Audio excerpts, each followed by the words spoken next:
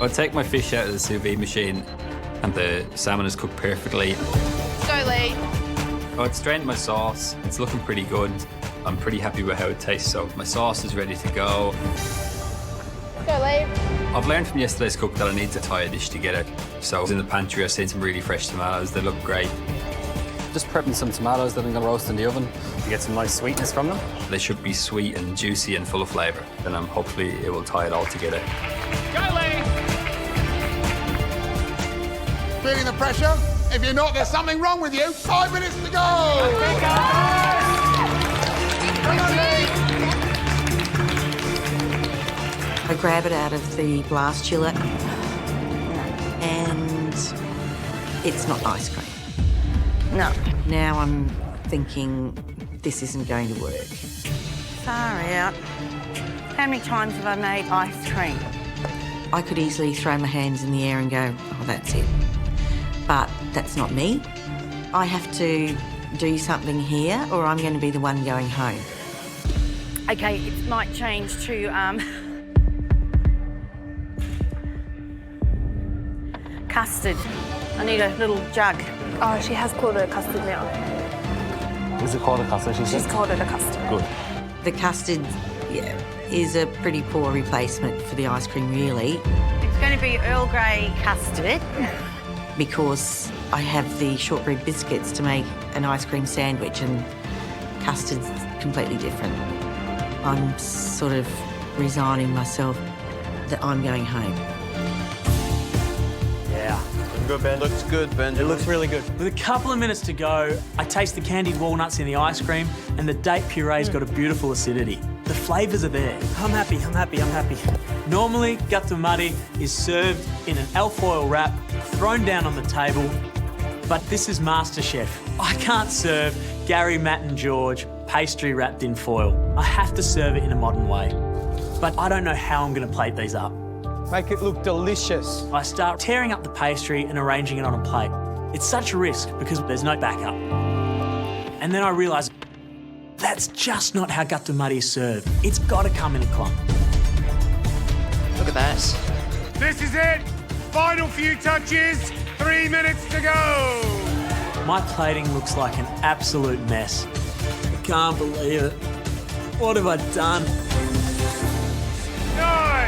8, 7, 6, 5, 4, 3, 2, 1. That's it! Time's up.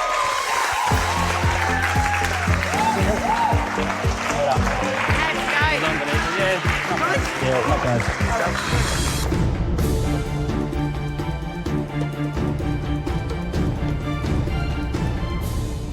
Lee, what have you cooked? So I've done confit salmon and a ANISEED BEURRE BLANC. I'm pretty confident with the flavours of ANISEED and the salmon. I think there's a lot of it in there, so hopefully it all goes well together. That, it's just so beautiful. Nice. Nice. I think we all felt that yesterday was a bit of an aberration from Lee, and that reminds us of the dish that Lee put up in auditions. Yeah. And it's great. And you know, the hardest thing for anyone here to do is start finding your voice. And if this is Lee's voice, it's like a classically trained opera singer.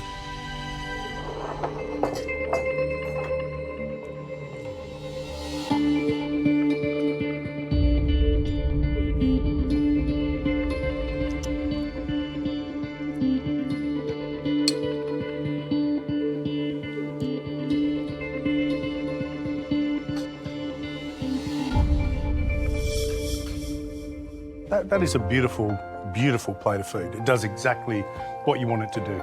Power of that sauce, like it's crustacean-y, it's fishy, tons and tons of flavour. Once you explode that tomato, you've got this more intricate, interesting, yummy flavour. And you know what? The challenge was the salmon and aniseed, and that combination is all across this dish of wonderful food.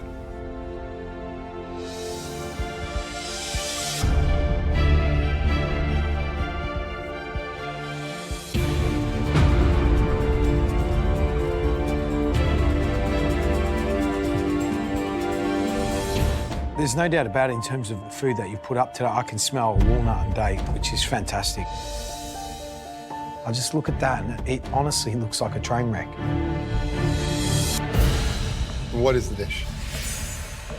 Gatto muddy, with baklava ice cream and a date puree. You denatured that beautiful. It was beautiful when you put it in the foil. Because what happens is it steams back into itself. Yes, and it's generally served in the foil. Hello.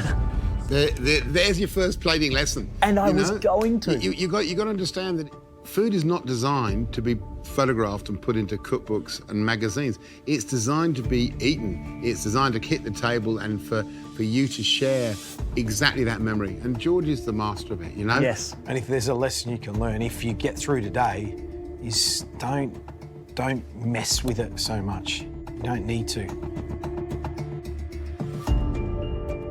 I hope it tastes good. Yeah, okay. Thanks, Benjamin. Thanks, Benjamin.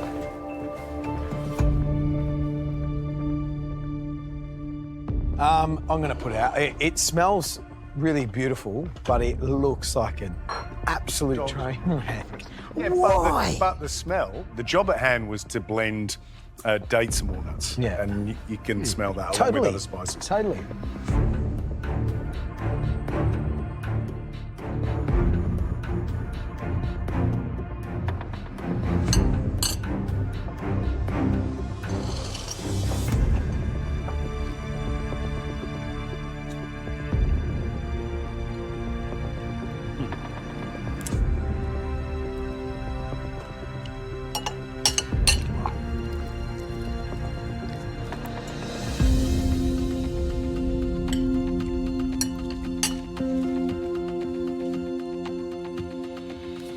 I'll tell you what, it may look like a dog's breakfast, but if I can swear, just ever so, briefly, bloody hell.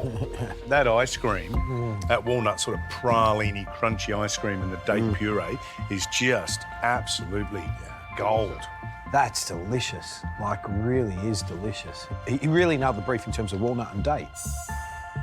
Really beautiful way that he was pulling the dough out. It's a bit like a strudel dough. You keep teasing it out. And he did a fantastic job. Yeah. You can tell it's obviously, he's learnt it from his grandmother, and it's beautiful to see that old way of pulling dough out. It's just still alive and kicking. It's a really, really, really delicious dish, and, I can forgive rustic if it's that darn delicious. Yeah, if it's that good. Yeah, exactly.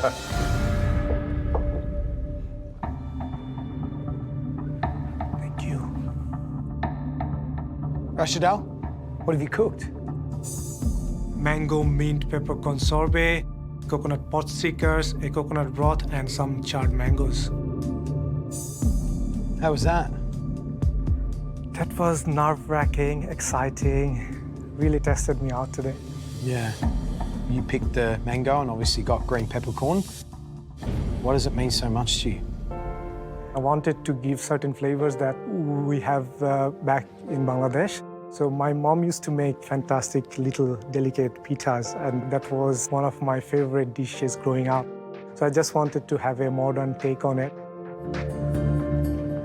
I think that's a beautiful type of food. Really good. I mean, it's all about his family, where he's come from, who he is, and I think it looks really modern and beautiful. Well, I love that idea that he's brought kind of a bit of his Bangladeshi past and heritage and childhood and paired it with a kind of a very sort of modern Southeast Asian approach to dessert. So I think that's great to see.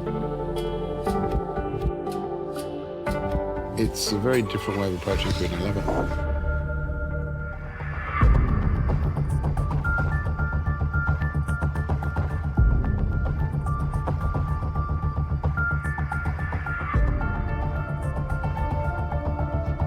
Interesting. I can't get any peppercorn. No. I'm trying to find it. Like, give me some. And I thought it would have been so clever putting something that's peppery, like that green peppercorn, with something cold like a sorbet.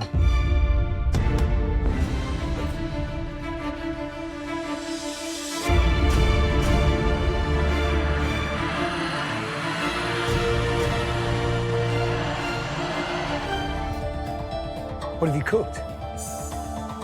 Grilled peaches, shortbread biscuits, coconut crumble, and an Earl Grey custard. What do you think, boys?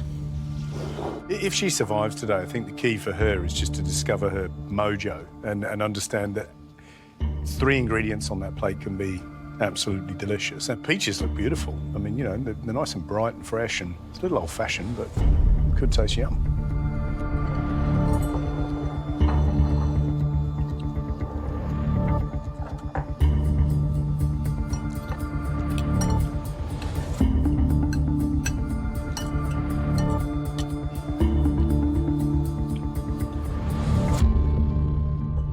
I think she got frazzled, phased, didn't know how to plate it up. But I think the components of it, you know, the infusion of the Earl Grey tea, I was a bit worried that it was going to be, you know, too steeped and too strong. But actually, it's balanced well with the sugar. There's a touch of orange in there. Biscuit's beautiful. Peach is beautiful and fresh and perfectly cooked. And I don't mind that kind of toasty, sweet coconut either. I mean, it all makes sense to me. It's surprising.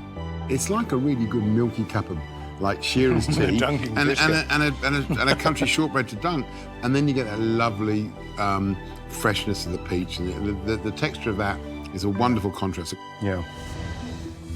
Benita, Rachadel, this challenge was all about pairing 2 ingredients beautifully. Benita, yours was peaches and Earl Grey tea. Rachadel, mango and green peppercorn. Rachadel, you heroed the mango. However, we were left searching for the flavour of green peppercorn, and that's why, Rachadel, we're sorry, you're going home. Thanks, Benita. Oh, Rachadel, the first elimination's always the toughest, but and we're really sad to see you go so soon. Well, the 3 of us wanted to get to know you more, because there's an incredible spirit within yourself that the 3 of us can connect to. You're a great cook, mate. Don't ever doubt that. Don't let it end here. I mean, as you walk out those doors there, you need to follow your dreams. Go for it, yeah? Because you can do it. Yeah. Thanks for all your advice during the cooking and all the learnings I've had from each one of them. So yeah, thanks it's a pleasure, that. Rachadel. No problem, mate. Thank you, Gary. Best of luck. Thanks, Well done. All the best. Yeah? Thank you. Hello, Rash. Thanks. All right, guys, come on.